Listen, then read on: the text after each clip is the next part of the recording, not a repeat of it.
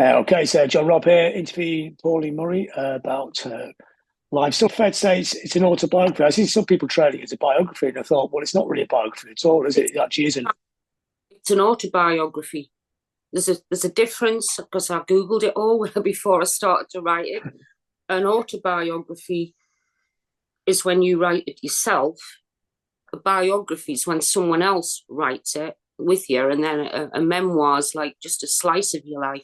So an autobiography is from when you're born to the present day in chronological order. As I say, a biography is when someone else. I think that's the definition. That's what I took it to be when I started writing it. So, Yeah. That's what I thought it was, but I just saw maybe these other people got the name wrong. Why did you decide to do it after this time? well, I wasn't really planning on doing it, to be honest. About 5 or 6 years ago, I just wrote something for my kids, just out of my memory. I thought, when you're gone, no one knows what you've done. And I did it for my kids, where I just did like a stream of thought from everything I could remember up until the band reformed. And I just left it at that. And I never returned to it. And it was when Russ Besley and Paul, our guitarist, they kept going on at me about, you should write a biography or an autobiography. And I just said, oh, no, I'm not doing that. And then Russ approached Omnibus, unbeknown to me, and said, would you be interested in doing it? And they said yes straight away.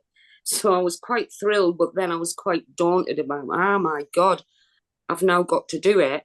And I thought that they were going to help originally Paul was going to like interview me and write stuff, but they'd actually seen the writing that I'd already done. That's why they kept pestering me. And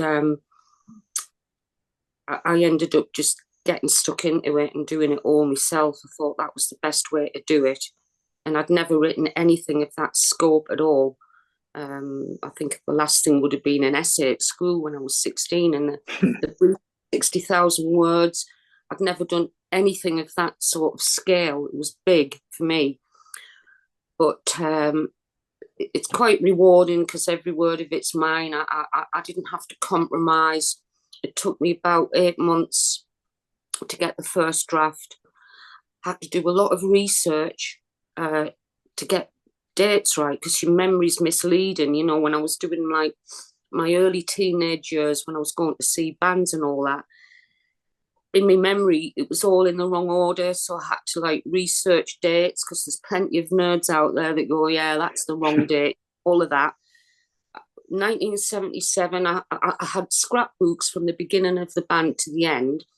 And 1977 was quite difficult to research. There wasn't stuff out there. It was pre-internet. And, you think, did we play the Electric Circus once, twice, or three times?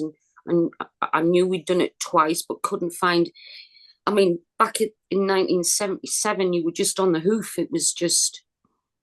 You didn't know what was going on, really. You were just on the hoof. I didn't record any of it. But for 1978, I had kept a diary, and it was our busiest year, and I'd filled it in every single day as a 20-year-old. And that's a really good resource when I hit the diary, because all the dates were in, what I thought of the place, what I thought of the audience. My 20-year-old self was, quite honest about it all. Like, I just want to get very home, and why are we doing this, and everything was in there. So that was very good. And then 79, I'd filled in part of a diary, so I had part of it, and then I had to return to the scrapbooks for the Invisible Girls. But I can't remember what I was saying now. But yeah, I'd never written anything. Oh yeah, it took 8 months to get the first draft done, which apparently is quite quick. I wanted to push on with it because I didn't want the publishers hassling me, going, have you written the book? So I tried to push my own pace to get it done, because I hate to be under that sort of pressure when you've run out of time. I knew the time scale of when they wanted to release it and all that. So it took 8 months for that. Then it went to Zoe Howe, and she was really good. And it came back, and I thought, oh, she hasn't changed anything. And then I pressed a button, and it was just red writing. Yeah. like getting your homework back, and she was really good. You know, she wanted me to expand on things or take things out that weren't words that weren't really used these days, like Oriental and things. You know, things that are a little bit not right. And once I'd sort of worked through that, that took 3 months, and to address all her things. Plus, it increased the word count to over 70. So, and then it took 3 months to sort out all the photos because we couldn't get clearance. We had a pretty small budget.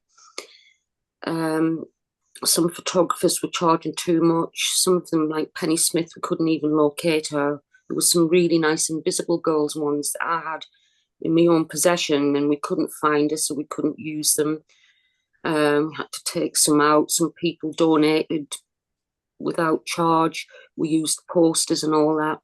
So it took 3 months to get all that together. We tried to put them into chronological order as well, so that they would tell the story. And so, yeah, it took 8, 9, 10, 11, 14 months solid to get the thing done. And the cover, Russ was sending me some covers that I didn't particularly like. And then I went back to my photos and I saw this contact sheet, and I just zoomed in on that photo and I thought, that's it. But obviously it was, you know, on a contact sheet, the quality was really bad, but the publishers managed to locate Ray Stevenson, who'd taken the photo, and he still had the negative, which was amazing. So we got a really good quality print of it, and then we put the cross up back on it from the contact sheet because we quite like the contact sheet thing. So, and then I mean I've never done anything like it, so I didn't really know the process. You know, I was just finding my way as I did it, really. Which, in a way, interestingly, the writing of the book is a reflection of your whole career, isn't it? It's not.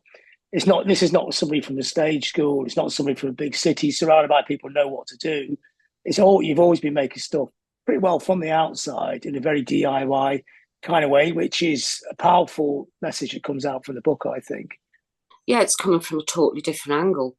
But we were there right at the beginning, and I was there, you know, like from the age of 12 as well, all pre-punk. So, and then it reflects social changes as well, personal to me. So,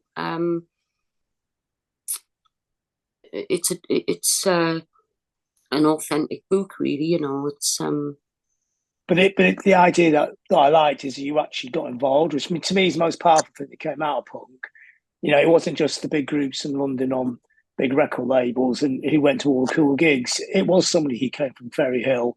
You know, his people came from small towns, making something quite magical without having any idea where it came from or even how to do it.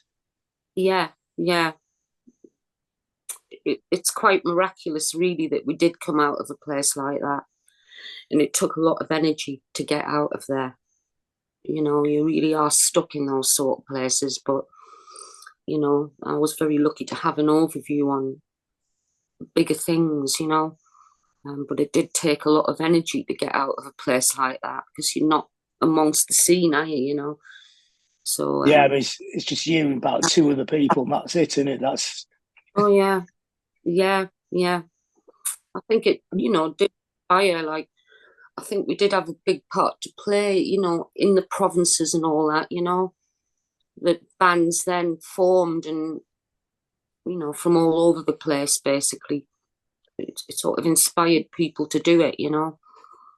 I mean, going back and doing the book and looking at your background, did you think, in terms of how important that background was, you know, growing up in those kind of former mining towns, that, you know, they weren't even mining towns anymore, were they? These places were getting closed down. I mean, how much did that form you as a person?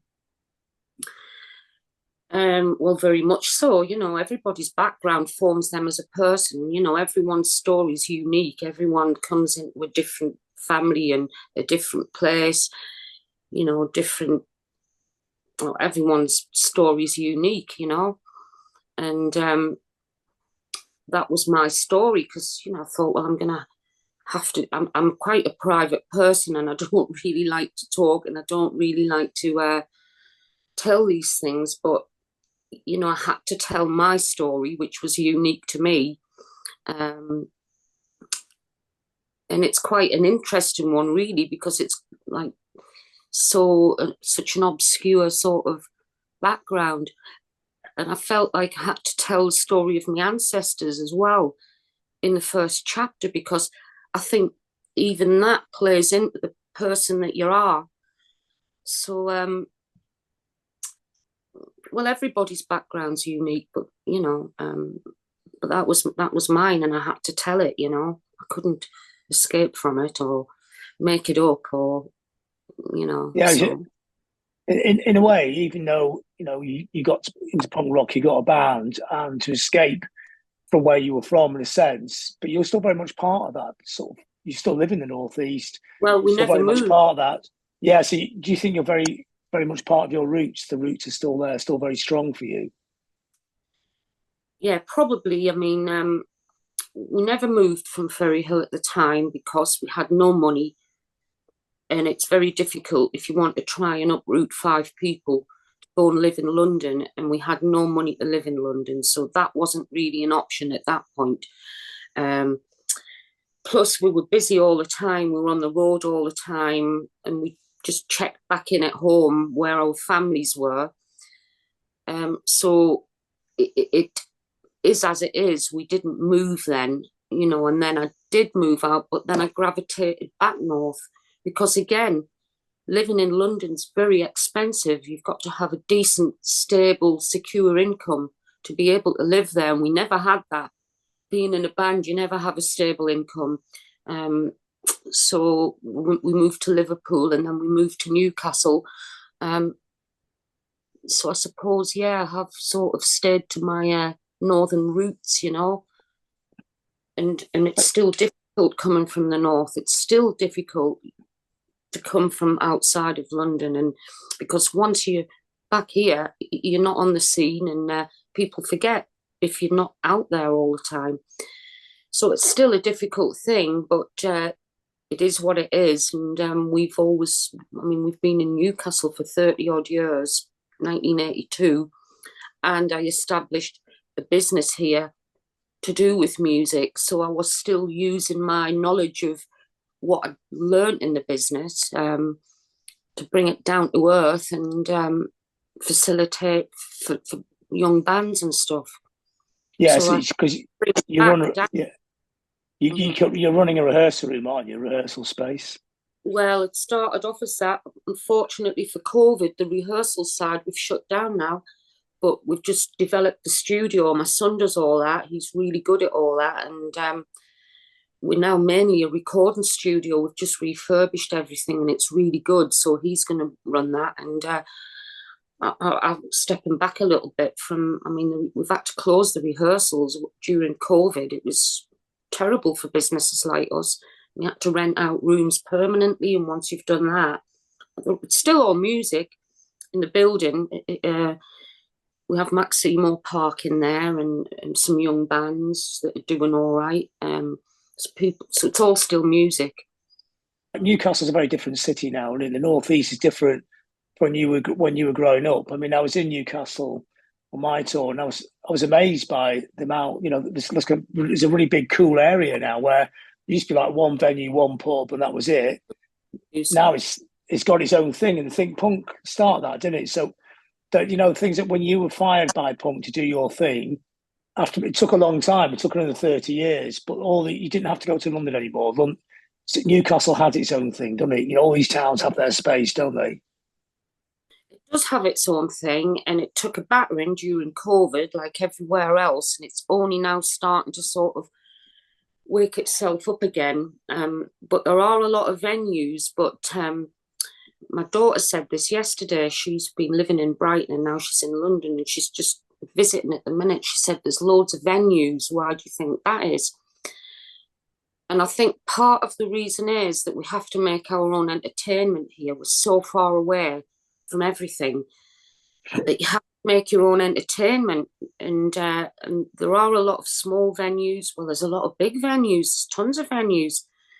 they're even opening up the arena, like next to the Sage, which are massive venues. And so, yeah, there's a lot of venues. And I think it's due to having to make our own entertainment, but it's still very difficult for a band from up here to get on. I mean, I'm saying that Maximo Park have done really well over the years, and they are based up here. Well, they're based in our building, basically, but it is quite difficult. And I suppose Sam Fender, he's sort of took off recently.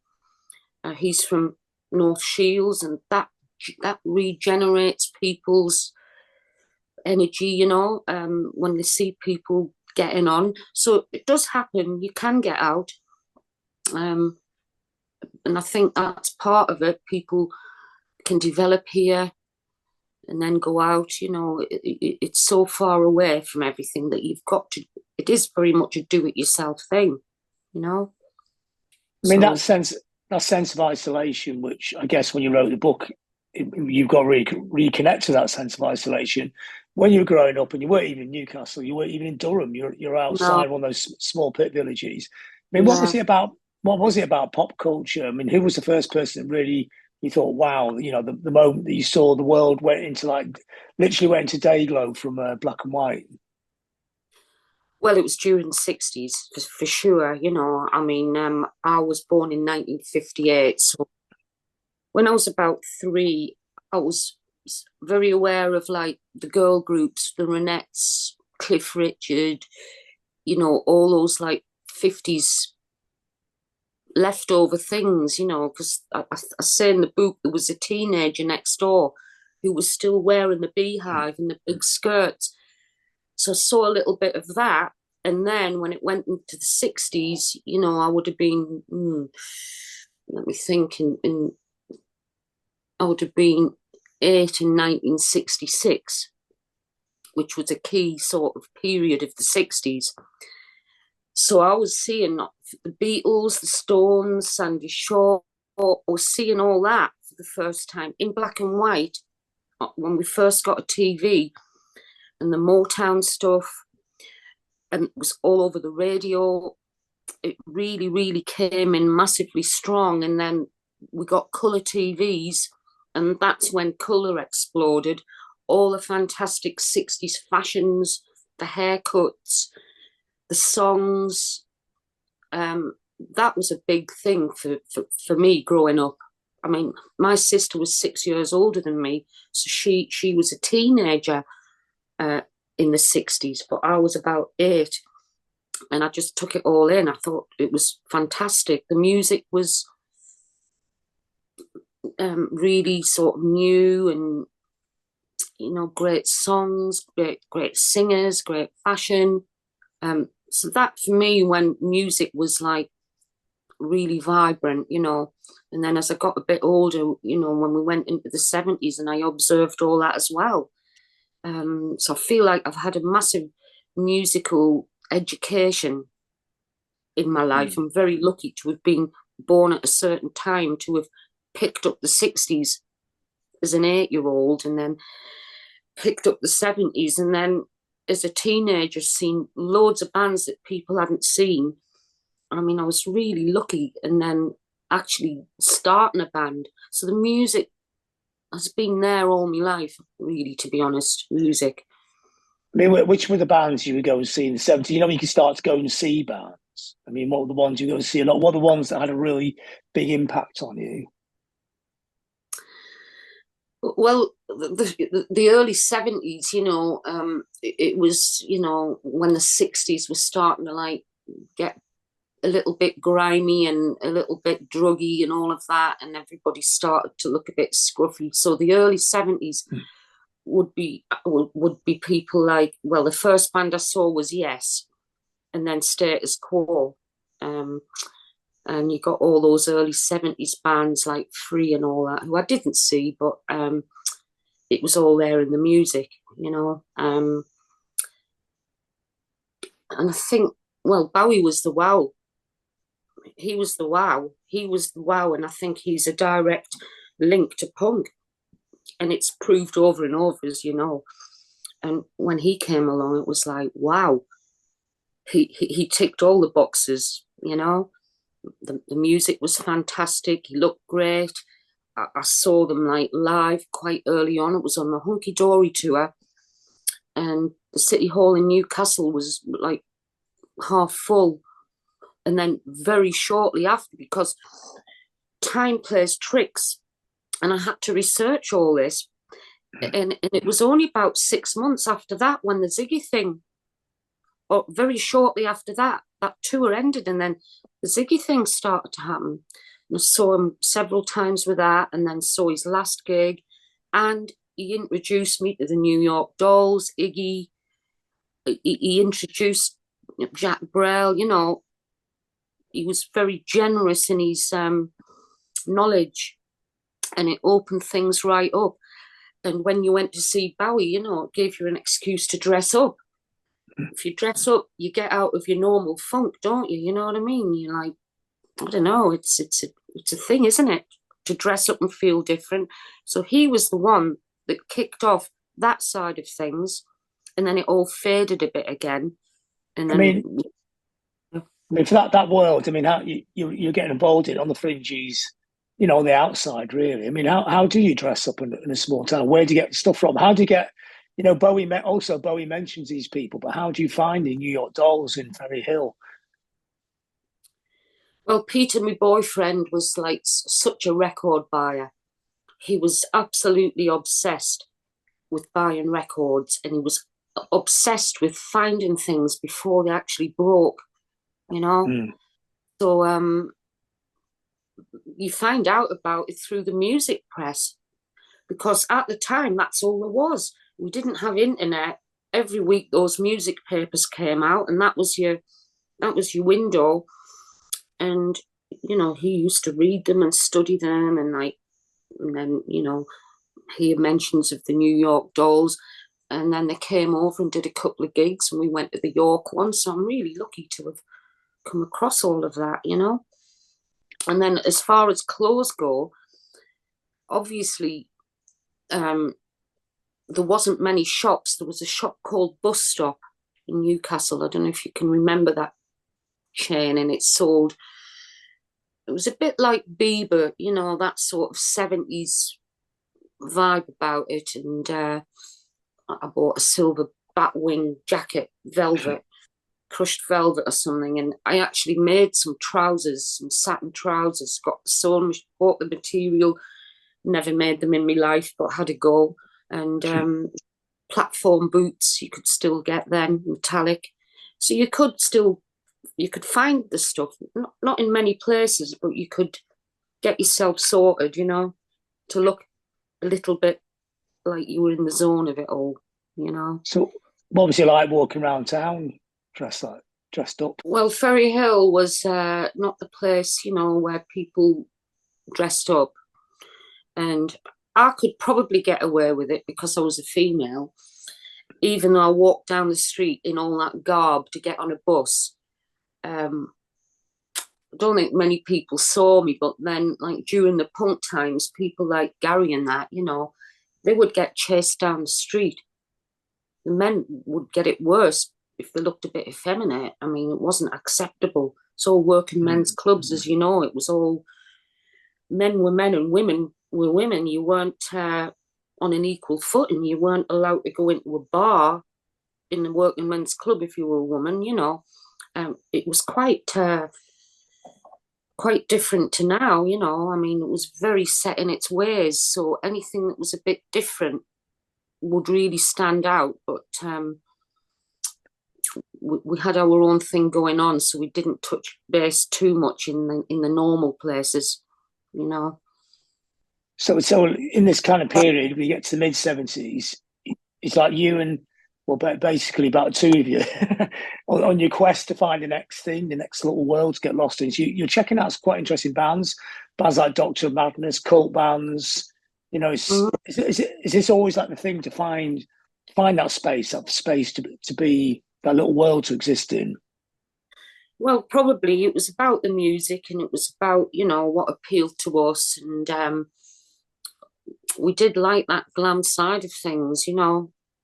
It appealed to us more than like the heavy rock long-haired headbangers. You know, musically, I found that glam stuff a lot more inspiring, you know, lyrically and musically, than heavy rock or something. Never got into that. So when bands of that ilk came along, you know, it attracted us, and it all led through, you know, to the punk thing. You know, you didn't know that at the time. Obviously, it was not even on the horizon. You know, although there were bands around starting to do small places. People like the Heavy Metal Kids were touring in the north, and Phil Rambo and people like that from the Winkies, and you know, you were aware of Eno, and it all sort of somehow found itself and linked together, you know.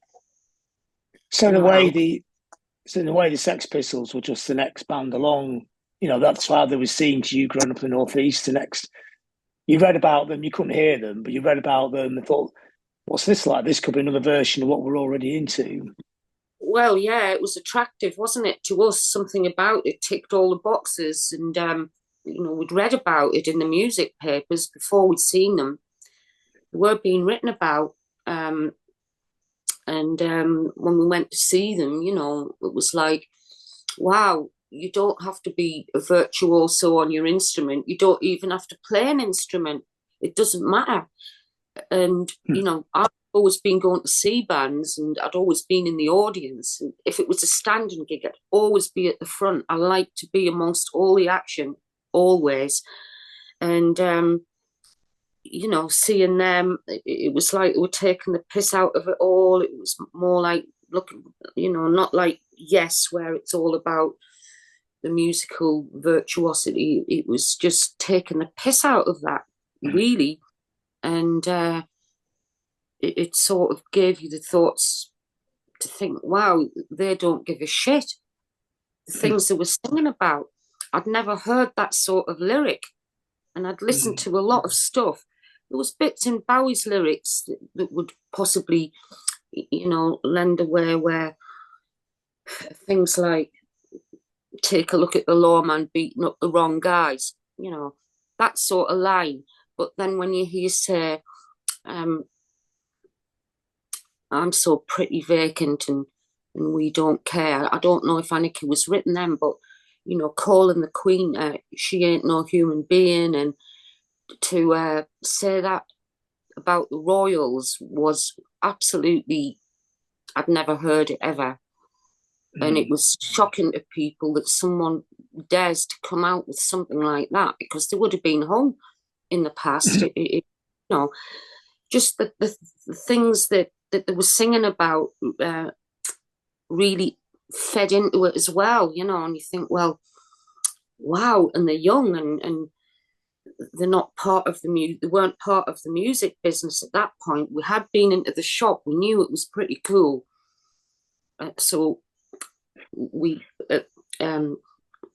not pledged our allegiance, but that's the way we went. And friends of ours went the Doctors of there was a split, like you could see it. It was Doctors of Madness. The Pistols just blew them out of the water at one gig when they were supporting them, and it was like, whoa, we're going that way, you know.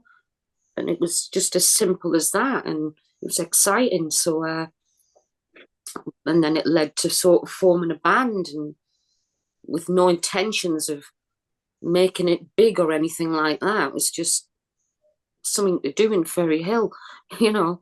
Yeah. With other I mean, people who could play. yeah, I mean, you actually, ironically, what you were saying before, you saw the Sex Pistols in a working men's club in Northallerton, didn't you? Well, it was in like a nightclub, yeah. Yeah. And was that like pretty well? There's like a few people sat round tables at the back with fingers in their ears, and three people down the front type of gig. There was about 30 people in there sat at tables, waiting to come on, and they were. I mean, the Pistols were quite shocking in the early days, just in the intensity, not just of the sound, but in the intensity of their intentions, of the spirit of it. It was not just playing the music; it had like a force behind it. Quite powerful force, with intention of something. Mm. But the audience were just normal people sat there, and I don't know what they made of it, really. But Yeah. we liked it. That was good. So you'd actually been to the shop first before you saw the band? Oh yeah, yeah. Mm. We used to go to London. I mean, I was just a kid and I had no money. I was still at school, but he had a job, so he would buy the tickets to go. We'd get the coach down and stuff, and go and see stuff, and have a walk down the King's Road, which I say in the book was quite disappointing. The first time I walked down it, I thought, oh, was that it? Yeah. But then another time we walked down, we went to the shop. We'd seen the shop earlier when it was Let It Rock. We never went in because we thought, ooh, what's this place? And then we went in it when it was Sex. So we'd been in the shop before we'd seen the band and everything. In fact, McLaren rang Peter and said, do you know of any venues in the north where they could play? But we didn't, because all we knew was big venues. We were fans. And as fans, you don't see what goes on behind any of it until you get in a band, and then you think, oh my God, traveling about in vans and all the rest. You don't, when you're a fan, you go to the gig, you watch it, you don't think, are they getting ripped off by the manager? And, you don't see anything that goes on behind it. So we were like that really before we joined a band, and didn't have a clue what went on. Yeah, but there was a beautiful naivety to the band, wasn't there? Which is probably one of its most powerful things, really, that you didn't know. Yeah, well, I don't think anyone who's not in a band knows what goes on. Still, I think people go and watch a band and they don't really think about what goes on. But what punk did was it told people what goes on. Mm. It Demystified. Yeah. demystified it. It was like it didn't keep the secret. It told people what was going on behind the scenes. Do you know what I mean? That was part of it. When you started the band, did any of you have any idea of how to do anything musically? Did you know you could sing? Did anybody know they could play guitar or drums? Or was it just basically you went in a room and you just started? No, I mean, from being a child, I was told that I could sing before I could talk. So I knew, and I'd been for piano lessons once when I was about 8, and I was told by the piano teacher that I had a really good ear for music, which I think I have. But I sang once at the school with the 2 girls doing Leaving on a Jet Plane. And I did a couple of folk clubs, one folk club with this guy where we did 4 songs, but I didn't know I could actually sing. Do you know what I mean? Well, everybody can sing. If you can talk, you can sing. It's just another part of your voice coming out. But I had no idea like what type of singer I was. I just thought everybody could sing. But Gary Chaplin was the same age as he was in the same year group as me, but he went to a different school. But he was a bit of an outsider as well. So outsiders tend to gravitate towards each other.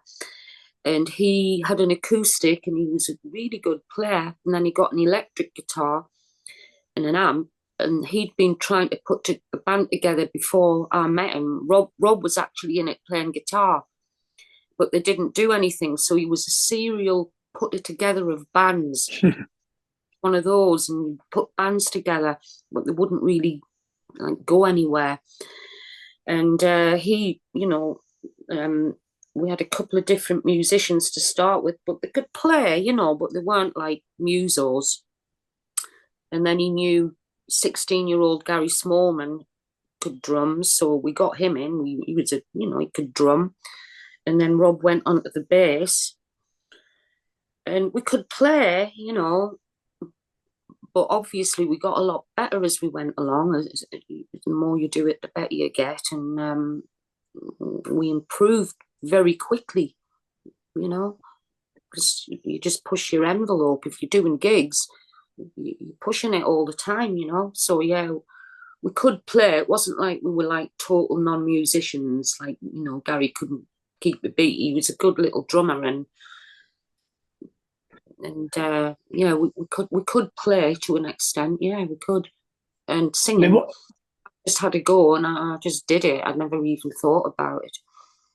what was great about the band was it was impatient. I mean, you've already got everything stacked up against you, and you could have just gone for to be a fairly straight punk band, and got into that little space. But you're already ahead of the game, even though you're outside the game.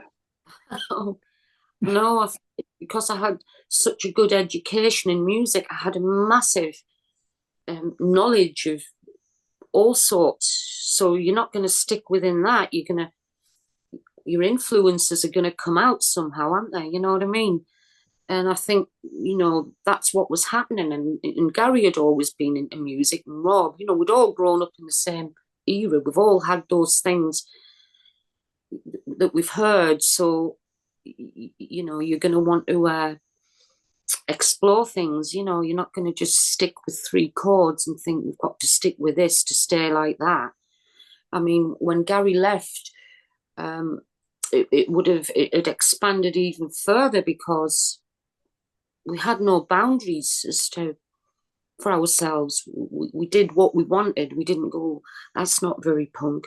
We just did our thing, and it expanded us again, So it was all very organic. It wasn't Yeah, planned. you were kind of in post punk when everyone else, most people were still in punk. I But know. that which would have been a lot easier if you were in a big city. But because you, yeah. So it's interesting how you were creating something, something quite forward thinking in isolation. Of course, you had that musical bedding, you had that musical knowledge from years of what you were doing, and I suppose in a sense, the isolation gave you the space as well. I don't imagine Virgin Records around your rehearsal room every day looking for a hit single.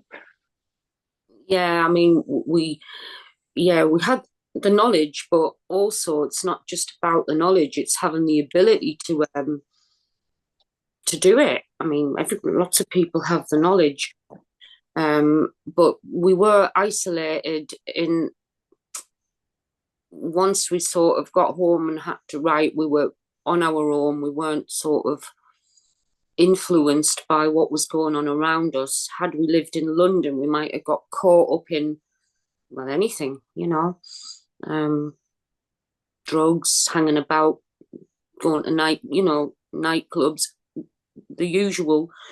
But we didn't have that, so it was all about the music for us, and writing the music. And obviously we were under pressure as well, because once we'd signed with management and record company, then they want the next thing all the time, so we did have to knuckle down and do the work, which was probably a lot easier and a lot cheaper to do it up here. We would, I suppose in London, you'd have to, hire an expensive rehearsal place, where we used to just go to the local church hall somewhere, or, take our own PA, and make, arrange it all ourselves. We always had everything to arrange ourselves anyway, even though we had management and that, as you have to do it yourself, even if you've got a record. They don't do that. It's still you that has to do it. They don't really do anything really, apart from put you on, onto the conveyor belt that you're next, but you still have to do it all.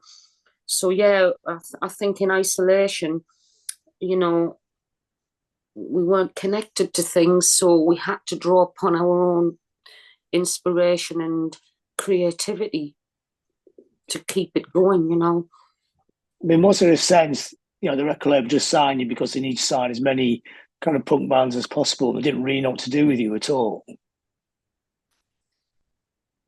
Well, punk actually frightened those people, because they were very set in their 70s ways. They were very set in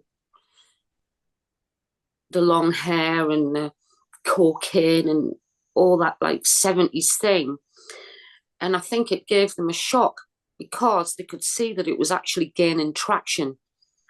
And at the time, Buzzcocks did their Spiral Scratch themselves, but it wasn't a thing that you did.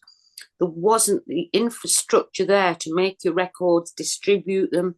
Rough Trade came later, So really, there was only those major companies there. You had to go through them to get out the other end. It was you would have found it very difficult. There was no network. They were the main outlet. You had to go through a record company because they had connections with all the distribution, all the shops, all the reps, the media. It was quite a narrow time to get music out. So I think what it did, they didn't like it. They didn't, but they realised that there was a massive amount of energy coming at them. More people were joining in and more bands were forming and more people were pushing and pushing. And I think what they thought was, we better sign this up, because if you sign it up, then you can control it, basically. And that's what happened. They signed up all the bands, and once the bands are signed, it's a lot easier to control. And I think that's what happened, you know. I mean, how much did they try and control you? I mean, did they come up with some pretty stupid suggestions, or was it quite a drip feed? You know, they just don't let you do certain things. No, they don't control you in that sort of way. Maybe they do with some people, but they control the narrative. And, you know, like people, some bands were a lot of the bands were a lot older than us, right? And had been in music, like Elvis Costello or the Police, you know. They'd already done their apprenticeship. They knew the score. And they were, you know, they knew it. So they knew the game. So probably played the game. But they didn't try and control you in that sort of way. They would suggest things. Like they controlled it in as much as, you know, we were given a one-off single for Don't Dictate. That's all. So were X-Ray Specs. They didn't want to sign it any further than that. They were cherry picking what they wanted, what they thought would sell or whatever. And then, you know, we were without a record contract for quite a long time. And they did suggest we added another member, and we did do. And then they signed us. But they didn't have control over the material. They had control over what they thought should be released as a single, but actually we suggested what we thought should be as well. Mm-hmm.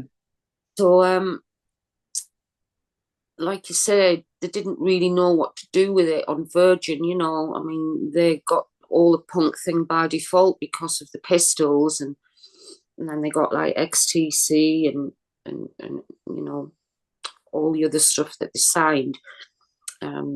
The Mortars and things like that, who were much more sensible than a band like us, you know what I mean? But to be honest, creatively, we did have full control. I mean, they did choose our producers, but they were their own in-house producers. And, you know, the producers were good because we were very, very inexperienced, and they helped to bring out the best. But when I'm saying control, I just mean suck it all in, throw it all at the wall and see what sticks. Do you know what I mean? Mm-hmm. The ones successful. But then at the end of the day, as you know, if it's not selling what they want to sell, they drop you. Even if you've been selling quite a lot at one point, if they don't think there's something in it, they have no problem to drop you. They're always looking for the next thing to sign, basically. You're on a conveyor belt, really, in a way, you know. So, and it's kind of frustrating, isn't it? Because you I mean, obviously you didn't go top 5, but the band did pretty well, you know, considering everything. 2 top 20 albums, I think it was top 40, whatever. You know, so it's a good size. If you're a record, you think there's a lot of potential here to do something with this. Yeah, but I don't think we were being looked after. I don't think anyone was looking after us. We did very well live. We were really quite big live. Our albums did really well, but we never had a hit single, and it has a massive thing further down the line that we didn't have a hit single. Our most well-known one is Don't Dictate, which was our first one, but it wasn't a hit in any shape or form. It's a bit like Another Girl, Another Planet. It wasn't a hit. And we never hit. We never got radio play much. Whether that was because it was called Penetration, I don't know. But I think, the Vibrators, I'm not sure they had a hit either, but there could have been something in the name. I don't know. But radio stations just didn't pick up on it. So we did really well, but we didn't have a hit single. If you have one hit single further down the line, it really counts for something. All these heritage bands now have usually had at least one or two hit singles that sees it through for them, But we didn't, but that's fine. It is what it is. But ironically, a bit like Another Girl, Another Planet, Don't It Say actually now feels like it was a hit. It does, but it wasn't. It was nowhere near a hit, But is it like a drip feed? It just slowly drips into the consciousness to become the same kind of cultural clout as a hit would have been, like, say, 40 years later. So I think, the media has a big part to play in things. And if you're deemed to be a cool thing, like if you're Joy Division, you will forever be cool, or if you're New Order because it's deemed to be cool.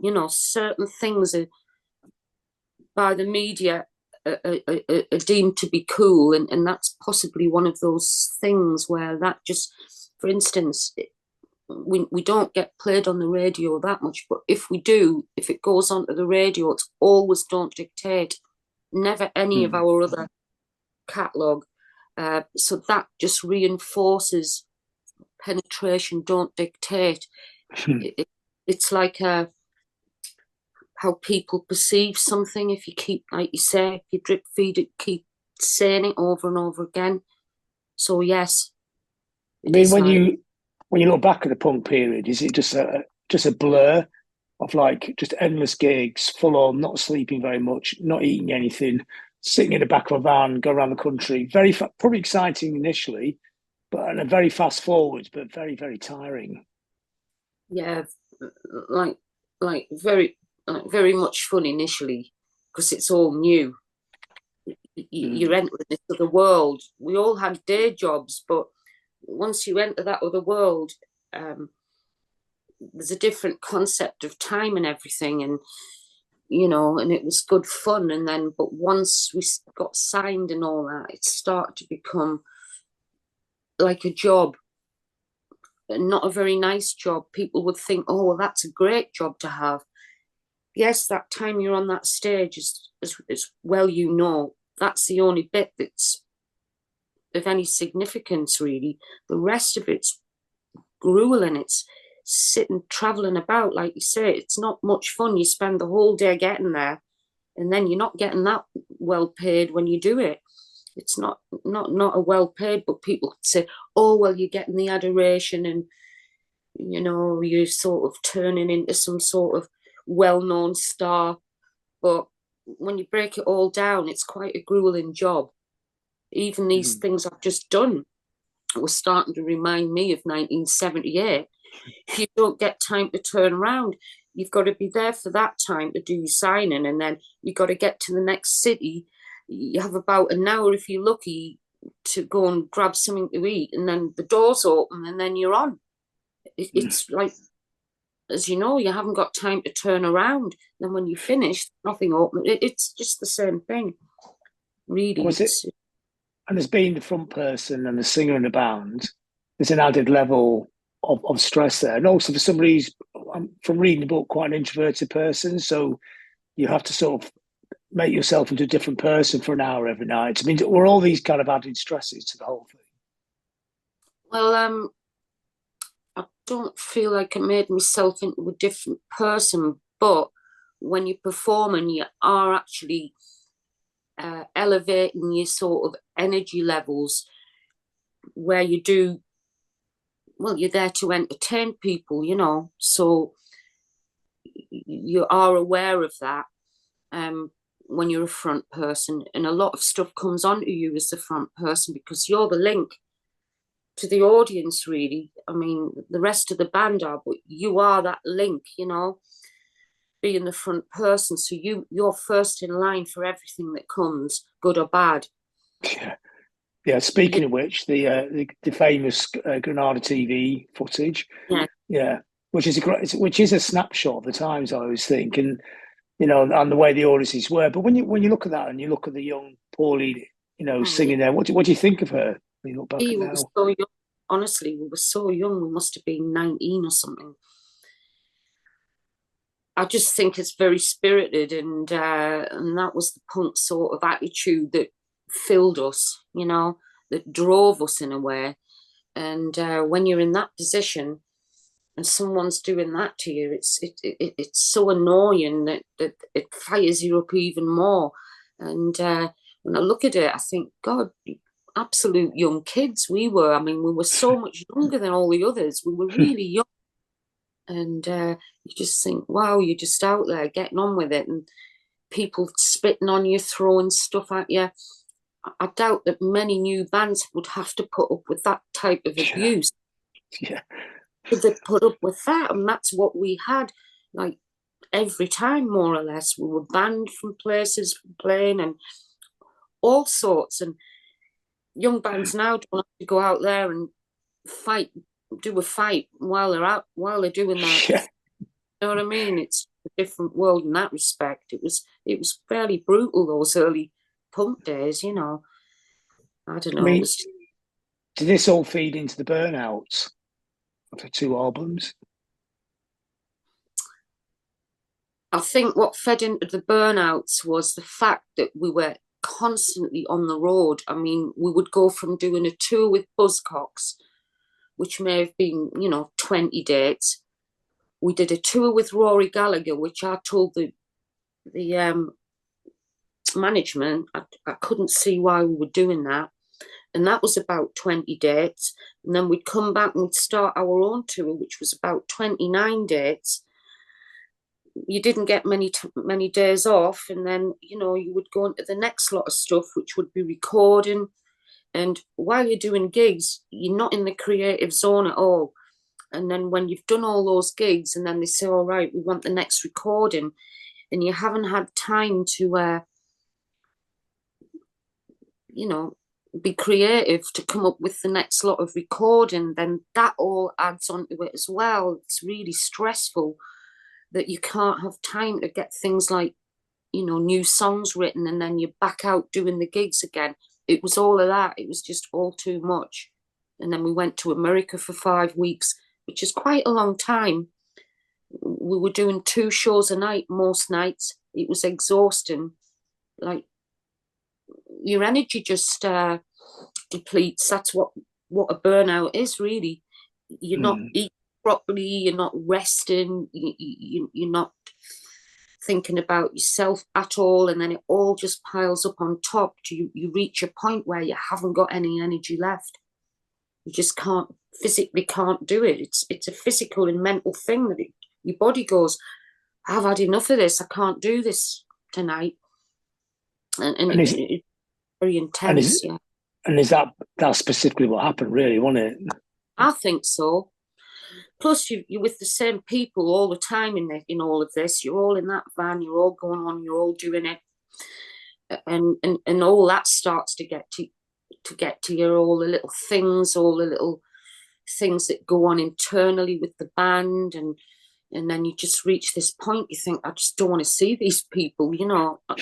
Like, I just want some time on my own. I don't want to be hanging about, because you probably wouldn't be hanging about with them if you weren't in the band. And, you all start to get on each other's nerves. The management starts to sort of divide and conquer. Things like that go on. The politics of things, all that business side, it's quite divide and conquer, and, things go on around you. And anyway, it just all comes to a head. It did for me. I mean, do you think now, actually looking back, that actually it was the right amount of time? A band like that is perfect being 2 albums, a couple of years. I think it was the right time. Personally, it felt right to me, and I have no regrets about it. Even though fans will say, "Oh, you split up too early. We were just starting to get into the band. We'd already done a 3-year stint before some of them got into the band, and we were burnt out, and I think it was the right time for sure.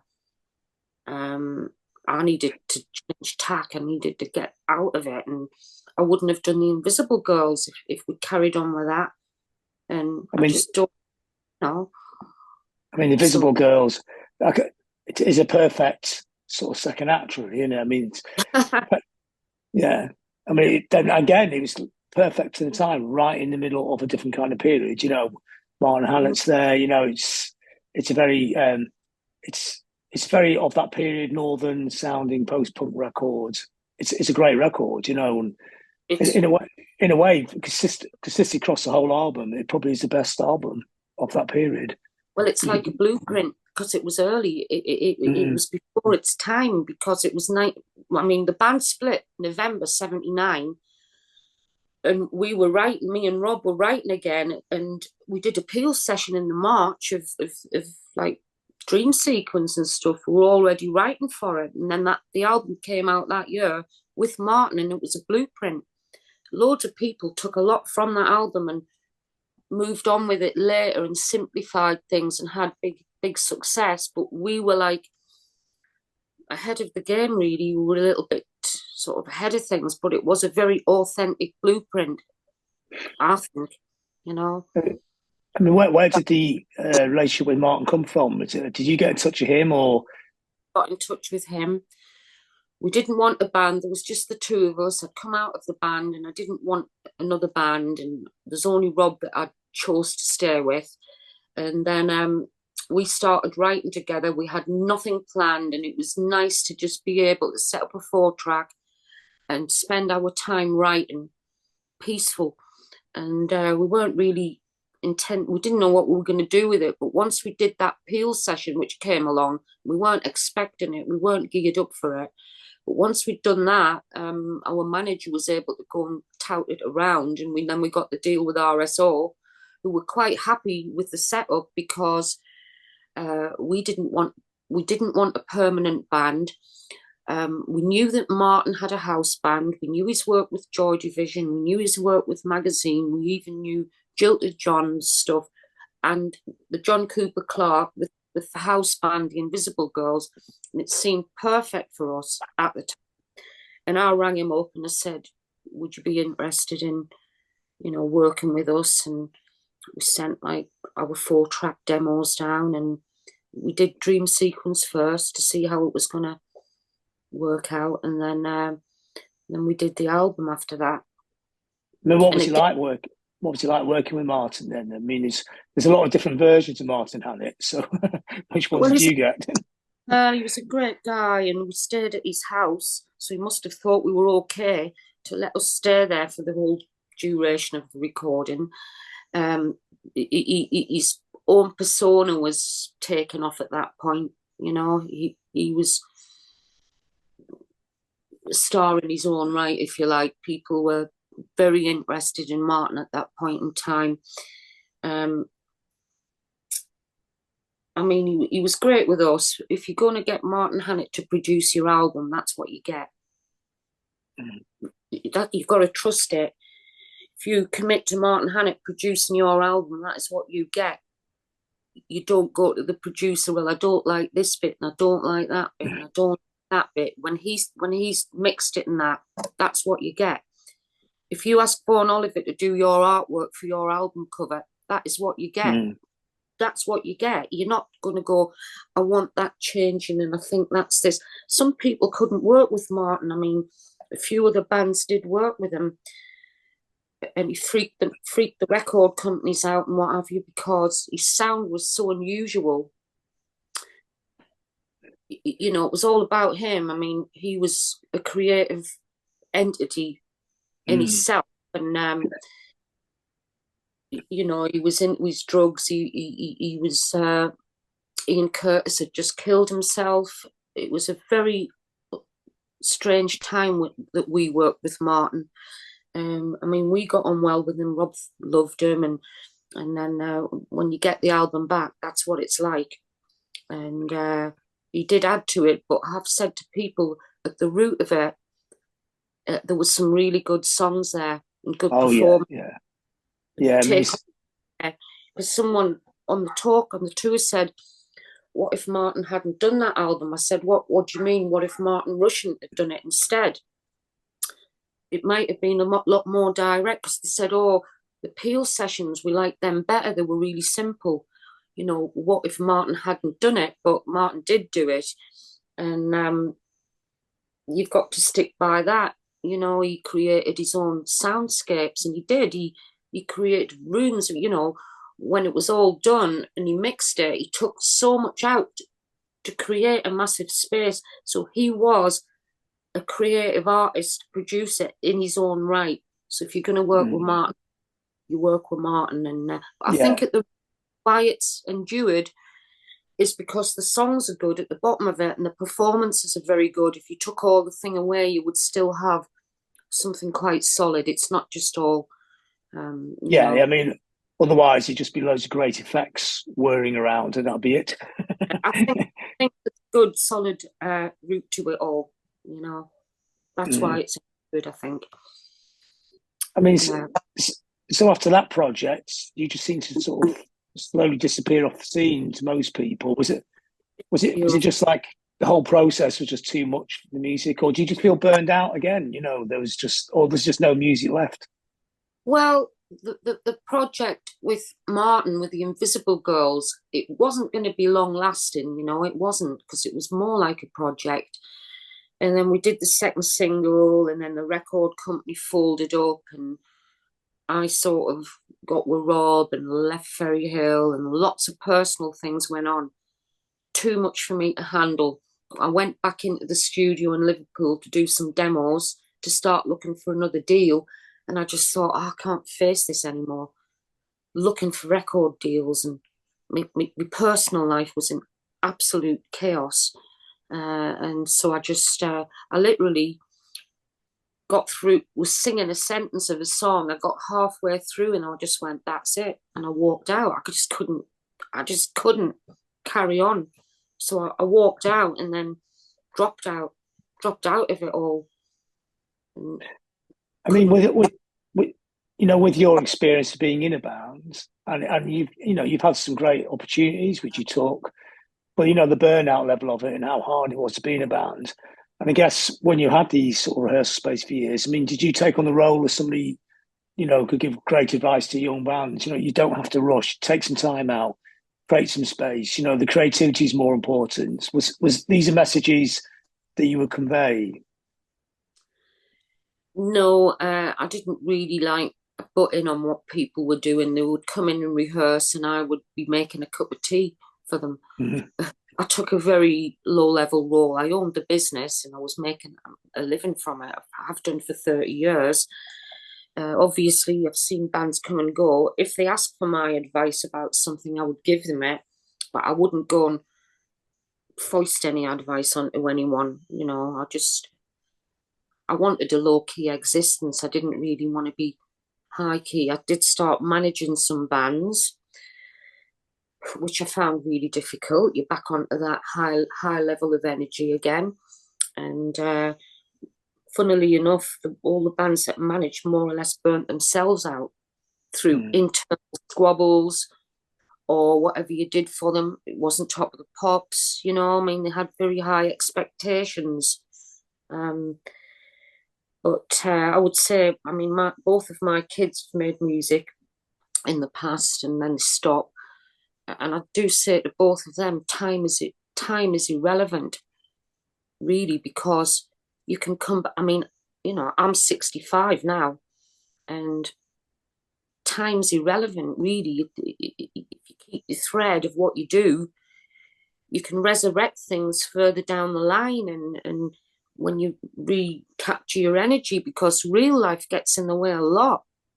For everybody, you've got to go and earn a living, you've got to have somewhere to live, you've got to pay your bills, and that takes up a lot of people's time and energy and doesn't leave a lot of space for creativity. So you've got to do what you can and keep a trail of it.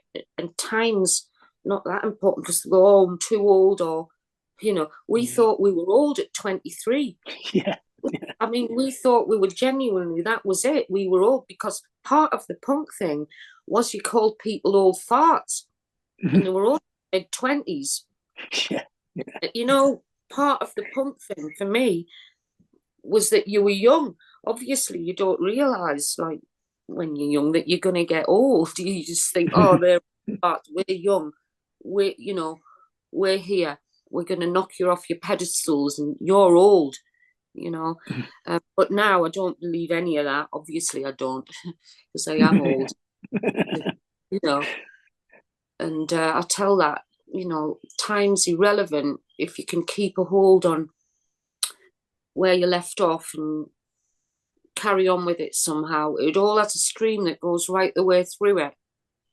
It might be different backing, it might be different people, but there is a thread that sort of goes right through somehow. I don't know what it is, but there is. So, would you say that's the main takeaway from the book, or is it, when you wrote the story, look back at your own story, often you don't really think about your life, you actually have to write it all down. Were the takeaways that sort of hit you? You thought, oh God, yeah, that's really obvious now, or something that you could learn from the book, or when people read the book, they can learn something from it as well. I don't really know on that one, because one of the things I did was I didn't consult with anybody. So I didn't go to the other band members and say, what's your take on this or that? I did it all without consulting anybody. So it was my take on it all. Obviously, they've all got another take, but if they have, then they can write their own book. I felt very much like it was my book. It did give me insights into my childhood and how we'd moved house when I was 10, and how that really has an effect on you, where you move somewhere, you don't know anyone, you're very vulnerable. It gave me insights into, how I got to where I was because of what I'd done, seeing bands, and how it all led in to punk. Insights into perhaps trying to look after yourself a little bit more because people weren't looking after us. Insights into how I'd been through a really bad depression and I'd managed to pull myself out, which was really difficult. All those things, basically, how I've got through. It's all there as to how I've got through life to this point. I mean, was it depression something that you had? Was that something that was always there, or was it exacerbated by being in music? The highs and the lows, or was it actually the music that kind of triggered the disappointment? As a kid, as a fan of this thing that was so golden and so brilliant, then when you got there, it actually wasn't anything you thought it was at all. I mean, I was always a bit quiet and introvert, but I wouldn't have said, well, I think, I had tinges of depression as a child when we moved house and things, but I didn't know that was what it was, you know what I mean? But the band absolutely caused my absolute depression, because not only were we physically burnt out, mentally burnt out, but it has a lot of psychological effects when people go on like you're some sort of star, things like that. And then, you're not, because you're just in your normal life and it doesn't equate. It's different. And I just thought, it was over. I was quite sad, I felt like all my music was over and I was having to turn me back on it and I didn't know what was coming up. That all made me feel really sad and disappointed, and I felt older as well. I felt like I had to grow up in public. We were like 19 when we started. You are really just kids. And all that 3 years, well, it was a 5-year span in total. I'd just gone along with things. I'd got married and things like, there was a lot of things like wrong in my life, really, that I hadn't been able to address or even think about when I was doing them. Is this the right thing? I didn't have time to think, and then I just did them. And then, so I think it was all the fallout after all my activity, what I'd done, and where I was, and it was just all of that. But I don't think I would have got like that in normal life. If my life had just been a normal life, I don't think I would have had that sort of extreme depression. I think it was the highs and then into the lows. It was, the highs were very high and the lows were very low, you know, just all. So I think it was, you know, being in a band that caused me to be in that sort of state, you know. But bringing it full circle, like say we're doing the book, I've been doing the band for a few years now, but doing it on your own terms, at your own pace, at your own speed, is that kind of like a happy ending in a sense? Well, I think so. I think so, because if you can be doing things on your own terms, it means that you've, you know, got a grip on where your life is. You're not being, you know, to and fro and for the whims of other people that take you from where your life needs to be. So I'm very conscious of, you know, I don't do things if I don't want to do them, if it doesn't feel right to do them now. I'm very conscious of my energy, because as you get older, obviously your energy levels decrease, and it's really important to me now where I spend my energy. It's like people on the tour, they're going, oh, you're going to make another Penetration album and all this and that. And we did the one in 2015, which I do feel's a third Penetration album, even after a 36-year gap. But to make any record or whatever, you're looking at a year and a half commitment by the time you've written songs and then you've recorded the songs, and then you've got to, you know, do all your artwork, think about how you're going to put it out, and then tour with it. You're probably, you know, looking at a year and a half's commitment in some ways, you know. I mean, the book's taken a year and a half and things like that. Albums, they take quite a lot of commitment, you know. So at the minute, after these things I've just done, I'm having a little rest and I'm reevaluating where I best want to put my energy, because it's quite a precious resource as you get older, your energy, you know. So In a way, from what you were saying before about you control the narrative, you now control the narrative. yeah, I do it if I want, and if I feel creative, I do it, and if I don't, then I don't. It doesn't bother us either way, you know. I mean, I can't be doing things for other people where they go, oh, you know, do an album, It's like when you announce a tour and you know this, they go, why aren't you playing in blah, blah? Why aren't you?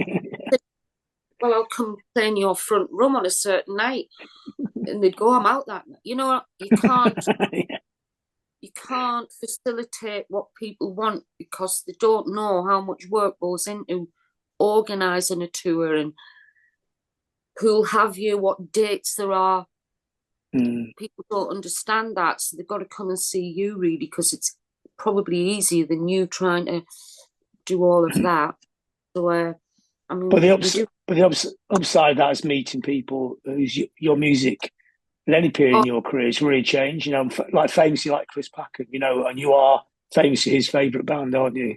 It's been really good in these dates, because a lot of people have never seen me close up and private and personal, and they've only seen you on a stage up there and listened to your music. And with this book signing thing that I've just done, it's given people an opportunity to speak to me close up, and they get the book signed, and they go, I saw you when I was 15, and they get very emotional, some, you know, almost crying, and they tell you how, you know, it changed their lives, and very intense stuff. And that's gone on a lot for this tour. I think, you know, it really takes people back to the youth and how we've sort of all grown up together in a way, you know, all gone through this particular time of life, this, you know, era, if you like, together, all had kids and all, you know, grappled with divorces and God knows what, but it takes them back to that 15-year-old that came to see her and it changed their lives. And a few people have been like that. And Chris Packham already told me that song, Shout Above the Noise, was his mantra, that when he's feeling a little bit down, he puts that on and it charges him up. Literally. Loads of people have said that about the songs, and it blows me away to think that your lyrics have hit people so deeply and emotionally. I think we were quite an emotional band, Penetration. I think that's what people got about it, because we weren't cold, we weren't calculated, we were quite emotional, got people's emotions stirred up a little bit. And that's what I've found. It's been fantastic talking to people